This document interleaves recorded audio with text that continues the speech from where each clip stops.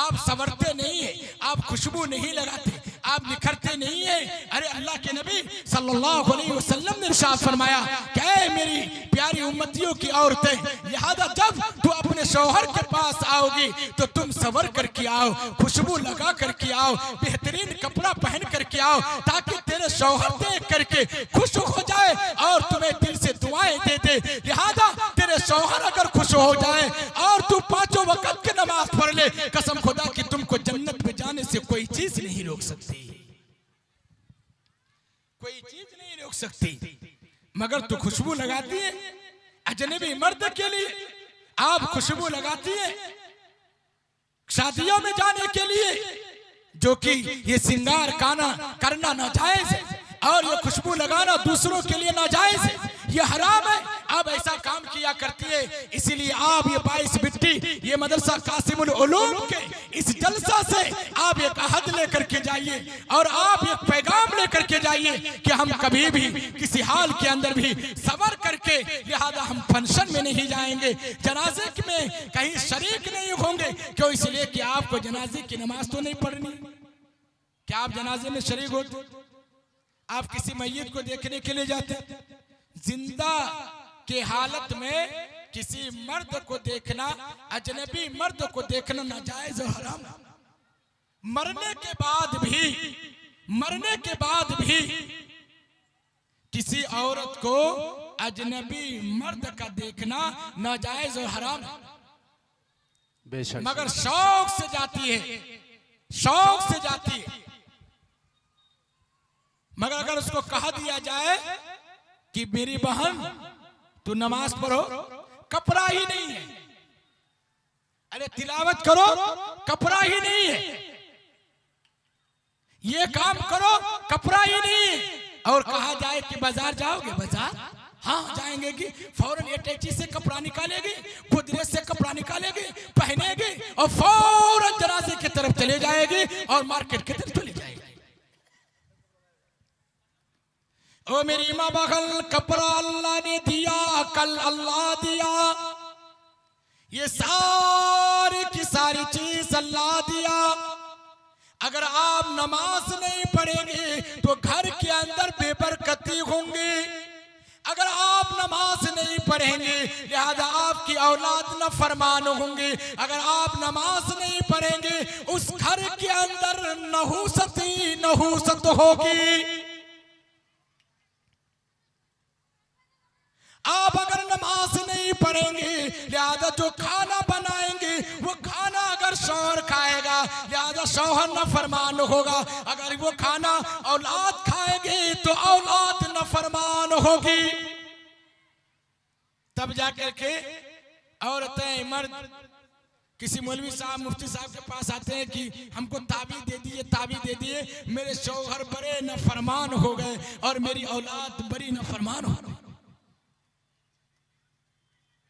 मेरी माँ बहन, अज़्म इरादा कीजिए कि हम नमाज पढ़ेंगे ताकि कब्र के अंदर मुझे रोशनी हो जाए,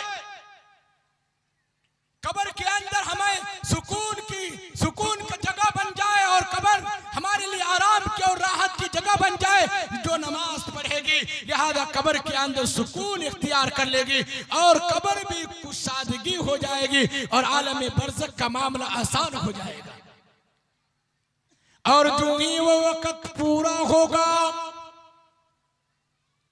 और सूर फूकी जाएगी, सारे के सारे लोग मैदान महशर में चले जाएंगे। लिहाजा हिंद गैर कौम अलग, मुस्लिम अलग, और फिर मुसलमान से सवाल किया जाएगा। हर मुसलमान से कम 5 सवालात किए जाएंगे।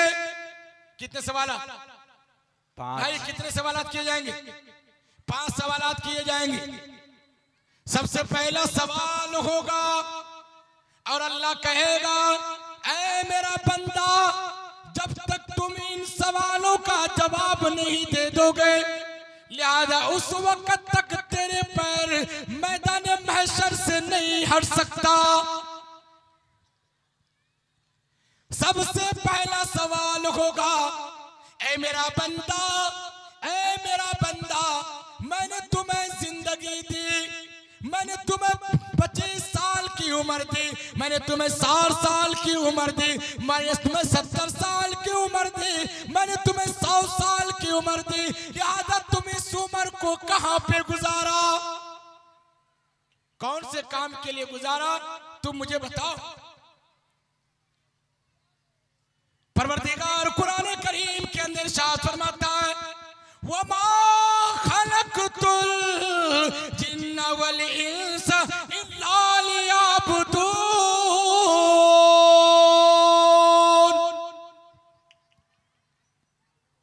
परवरदिगार साफ ऐलान करता है, आज हम पैदा हुए, 10 साल पहले पैदा हुए, 20 साल पहले पैदा हुए, मगर कुरान 1400 साल से ऐलान कर रहा है। हाफिज कुरान ऐलान करता, कारी कुरान ऐलान करता, मुफस्सिरीन ऐलान करते, तमाम के तमाम मुहक्किकीन ऐलान करते, वमा खलक़तुल जिन्न वल इंस इल्ला लियअबुदून।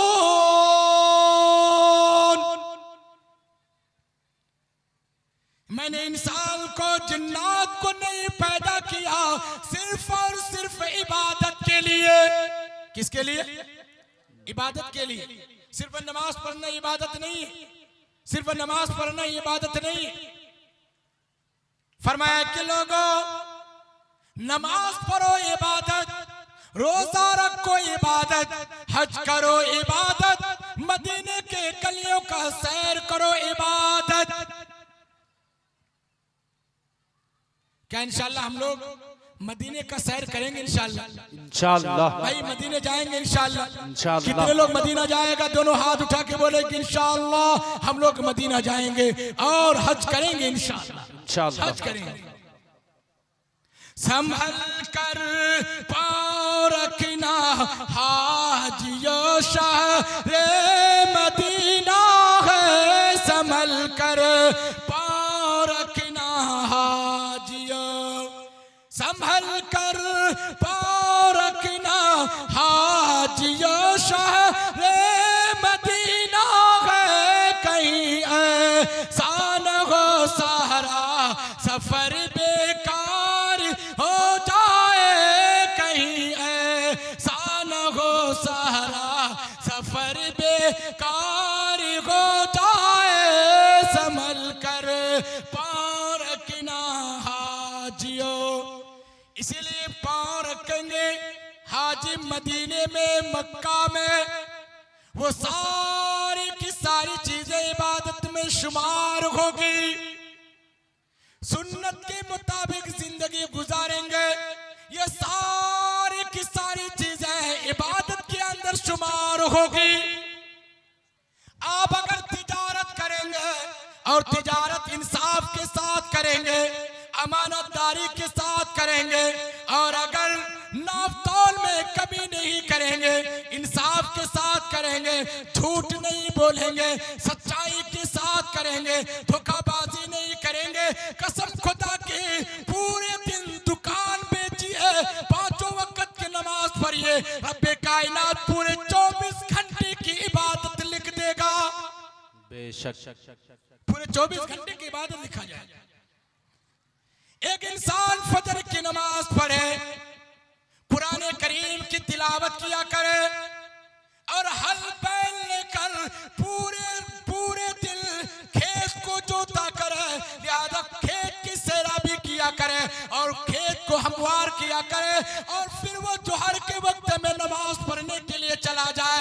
अल्लाह रब्बुल इज्जत फरिश्ते से कहता है कि फरिश्ता, लिहाजा फजर से लेकर जोहर तक की जितने औकात है, सारा का सारा औकात इसके इबादत के अंदर शुमार कर दो।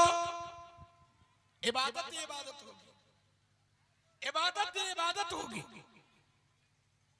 इसलिए फरमाया कि हलाल रिस्क कमाना, हलाल रिस्क खाना और हलाल कमाई कमा करके कपड़े इस्तेमाल करना, कसम खुदा की याद रखो, तेरा सोना भी इबादत, जागना भी इबादत और बात करना भी इबादत, सारी की सारी चीजें इबादत ही इबादत।